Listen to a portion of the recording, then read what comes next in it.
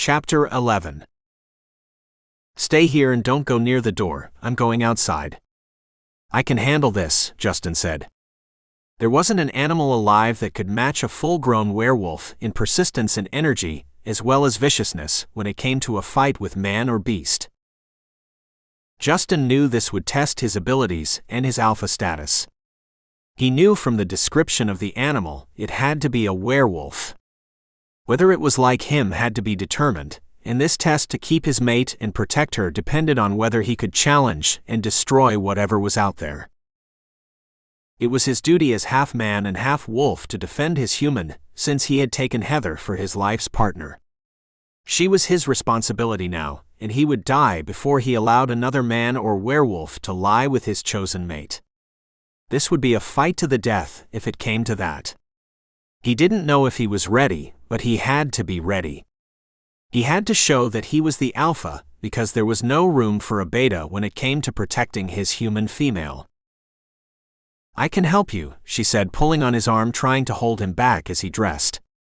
He pulled up his jeans, but not taking the time to place a shirt over his body. It's cold. Don't go out without a shirt, she begged. You aren't well yet. He glanced over at her with a raised eyebrow. You can help by doing what I say. No one but me can do this. You are human, and what is out there isn't. But so are you, human I mean, Heather said, grasping Justin around his waist. I'm like them. A beast of the forest. Heather took a step back. I know their minds. I can match any one of them in strength. What if there are more? There likely are, but it's the alpha that I have to worry about. He's the one after you, and I will not allow him to have you because you are mine. Justin kissed Heather and held her tight, and then released her. Justin stretched his muscles in his muscular arms, which resembled two small boulders. Flexing his chest, he turned to Heather and said, I'm well now. Trust me and do as I said. The banging against the trailer grew louder, and the sound of wolves howling became even more worrisome to Heather. However, Justin realized that it was what he had to do. He had to face what was standing in the way of his future with his mate. Then the banging came to the door with loud thumping, continuing sounds, and baying like a lovesick dog, and then the silence. Then a heavy, deep voice shouted, Come out. Tonight is the night. I refuse to wait any longer. Heather sat on the bed with her knees drawn up. Justin saw her sitting there frightened. He didn't like to see her like that. He was there, and he would protect her whether she knew it or not, and when this was all over, she would know who Justin was. He was a Samsa werewolf, and one of the fiercest of his kind, because his pack had survived when no others had, except maybe the one at Heather's door demanding that she surrender herself to him. What happens to me if he kills you? You can't handle a man like Wolf. He's some kind of wolf. A beast. An animal, and he's coming for me, Heather said, her voice trembling with fear of the unknown. Trying to keep from crying and holding on to her body, rocking like a little girl in her mother's arms, but she had no mother, and she wasn't a little girl any longer. She had slept with Justin, and she was now his and the mother to his pups, but she was in need of protection from what she thought was the big bad wolf coming to get her. But the big bad wolf was standing before her, and she didn't have a clue. She thought what Justin said was all bluster and all talk just to make her feel safe for the moment. Don't worry. Nothing will happen to me and you. This is not the first time I've had to deal with an animal. Justin turned to Heather before opening the door.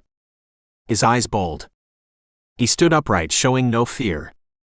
The noise of growling and beating on the trailer had become louder. At each bang, Heather shook violently. This is going to stop now, and then we'll go away. I'll take you to my family's ranch, and my mother will help you. Then if you have me, we'll get married. Do you want that? Heather ran to Justin. He took her in his arms. Stay here and keep the door closed, he said after she tiptoed up to kiss him. Even if I don't come back, you will be fine. Whatever is out there will not worry you again. If for some reason I'm not back, don't open this door for anyone except my family. They will find you. They will find me even if I'm dead, and they will make a place for you. But I don't want you to go out and leave me, Heather said, sobbing. I'm not leaving you. Justin opened the door and stepped outside, and Heather closed the door behind him and locked it. She placed her back to it and closed her eyes. When Justin stepped outside into the darkness, he saw eyes watching him. They were many and yellow, and he knew that they belonged to werewolves. Not a man as Heather had thought. Heather isn't coming out. She's mine. Leave her alone, he shouted into the darkness, not knowing that he would get a reply. From behind a tree a deep voice said, "She doesn't belong to you. She belongs to me. I have watched her in this forest since she was a child, and I waited until she became of age, and now she's ready to mate, and I'm claiming her." Justin knew that this was the alpha of the pack. A shifter of some kind, but what kind, and was he a shifter or a man who had grown up among animals? He could have been any type of shifter, a panther, a bear. Justin knew he would have his job cut out for him if it turned out to be a lion shifter. But he remembered hearing the call of wolves, and he took a deep breath. But then that didn't tell him much. Some lone wolves would travel with different shifters who they could mate with, leopards, mountain lions, but wolves didn't hunt with lion shifters. A lion shifter hunted alone. Justin heard the rustling of the brush and the sound of deep footsteps in the new snow. While he had been asleep, it had snowed again, and now it was coming down heavy once more. As the animal man or beast stepped into the moonlight from the cover of the pines, it was confirmed that he was a man. But not a complete man. He had to be half man and half wolf because he was wearing pants but no shirt and no shoes on his feet, and his body was covered with fur. Gray fur. Justin recognized him for what he was. "You always recognize your kind," he remembered his father saying. "So you're the one who will challenge me for this female." "You are no match for me," he declared in a strong, even, hoarse voice. "You're only a young beta wolf who has strayed far from his pack. I could kill you with one swipe of my paw." Justin watched as he demonstrated the quickness and the breadth of his paw. The gray werewolf flicked long claws into the air. Justin had remembered his father saying that a werewolf will not demonstrate his abilities. The only time he does that is when he's not sure of his prowess and strength. Justin stood silent and watched at the werewolf and then said, "I am an alpha. A young one, but an alpha. My father is Lycell Samsa. Have you heard of him?" "I may have heard of him over the years," the werewolf said. "He taught me all I know, and he's the master of werewolf warfare." The alpha wolf took a step back, showing at that moment to Justin that he was indeed fearful, if not of him but of what his father stood for. "I've heard the alphas in my pack speak of him, but you're not him. Even if his reputation has reached the inner forest, you can't defeat all my betas. They're waiting for something to happen to me so they can claim that human female for themselves. You will have to fight all of them." Justin took a step forward, and the gray werewolf backed up once more. "I only have to defeat you. I'm a Samsa werewolf by a human mother. What is your lineage? You had better think twice before you venture close to me. If you want to live for another day, then turn around and go with your pack into the forest. I promise you I won't follow. I will leave this forest for you and your wolves. I'm going home and taking my mate with me." The gray werewolf's nostrils flared and his eyes shone bright in the dark. "You aren't taking the human female anywhere. She belongs to this forest and she belongs to me. I see we can't find common ground. If for some lucky twist of fate you manage to get the best of me, my father's pack will hunt you down and all that helped you in your pack. And he will have no mercy on you or your pack." The large gray wolf stepped back from the clearing and closer to the trees, perhaps drawing Justin closer to where the bright yellow eyes were watching him. The gray werewolf appeared to be leaving as he ambled into the wooded area where the pines and the darkness had hidden his followers. Justin turned his back in relief. He didn't want to fight the alpha if he didn't have to. But the minute he faced the door, the sound of fast footsteps crushing and crackling in the snow came thundering behind him. Justin rolled to the side out of the way of a leaping werewolf and shifted. Justin stood in front of the gray wolf, who now had his back to the trailer. He rose up with his incisors sharp in a strong growl. The gray alpha said, "I see your father taught you some things. Maybe you forgot the lessons of never turning your back on your enemies or placing them in a corner like you have me now. You know this is going to be a death fight. Did you think it would be any less? That's why I'm here." "Why are you here?" Justin said. "I don't have all night," Justin taunted. "We've talked enough. If you want to fight, I'm here.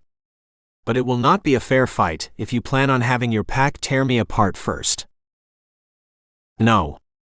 I plan to have a go at you before I let them eat you alive."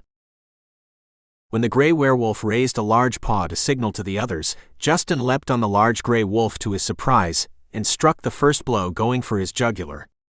Because the gray wolf anticipated where Justin would strike, he threw up his large arm protecting his neck and violently pushing Justin away. Justin clawed at the arm as he fell into the snow and then quickly standing. The wolf thundered forward, trying to get out of the box that Justin had placed him, walking to Justin when Justin leapt on his back. Around and around the gray werewolf turned, clawing and pawing, growling from the pain of Justin's teeth buried in his neck. He reached behind him, clawing up and down Justin's back, trying to get Justin to release him from his jaws, but Justin held on with his sharp, strong young teeth, and then the gray wolf reached behind him with one strong hand and ripped his claws along Justin's back, causing Justin to whimper. But possessed of his father's stubborn nature, Justin wouldn't let go even as he saw pools of red blood in the white snow. The other wolves in the dark of the woods didn't follow the gray wolf into the clearing. They stayed and moaned and yelped at each catastrophic, devastating, hard and death blow the gray wolf received from Justin. When Justin realized that they were mere pups, he knew why they hadn't come to the fight. They were too young, and the gray werewolf hadn't taught them what to do in battle. Maybe the gray wolf had never seen battle himself.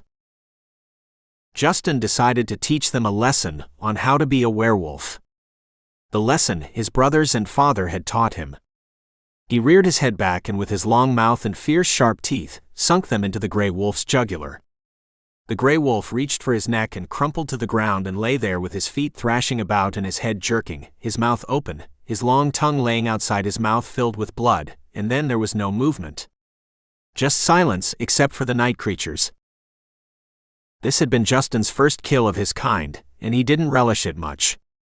He stood breathing loud in and out as his chest heaved up and down, and he looked as the yellow eyes of the young wolves disappeared into the night. He stood in silence, shifting back to a human form, and a mournful look came into his eyes. "Don't cry, my son. There will be many more days such as these for a werewolf." The voice caused Justin to jerk around. Did he hear the sound of his father's voice? Was it his imagination after this horrendous fight? Stepping out of the shadow of darkness stood Lycell. He walked quietly and embraced Justin. "We can go home now, my son. Home to your family, pack, and mother." "I found a mate, father," Justin said, breathless with blood dripping from his hands. "Don't tell me it's that girl. She's now the concubine of Jovani, that vampire and killer. You can't have her without destroying our way of life and possibly our family." "It's not her. It's the one who nursed me when I became ill." Lycell smiled inward and put his arm around Justin. Turning to Justin, Lycell said, "I want to meet her. I want to meet the one who stole my son's heart and made him come to himself, a true werewolf." As they turned to walk to the windstream with Heather waiting behind the door in horror, Lycell said, "I knew you would find a mate. One that wants you as much as you want her. That Hannah wasn't for you." "I know it now, father," Justin said, his voice soft and low. He opened the door and standing frozen where he had left her, Hannah ran to him, put her head on his bare, bloody chest and looked down. "What happened to your pants? You're naked." That's a long story. Heather, meet my father, Lycell Samsa. Heather gazed in awe at the handsome, youthful older man who Justin appeared to have been a younger duplicate. Are you ready, Heather, to meet the other Samsas? Justin questioned. Along the way, I will tell you about my family. Heather smiled. I need to pack some things, she said. No. Leave everything here except your mother and father's pictures and diary. I will get you everything you need. Then we'll leave in a few hours for home. The sun will be up by then. Your mother is anxious to see you and your mate. Looking at Heather's rosy cheeks, I expect more Samsa pups soon, Lycell said to Heather and Justin. They watched each other with shy grins and lowered their heads.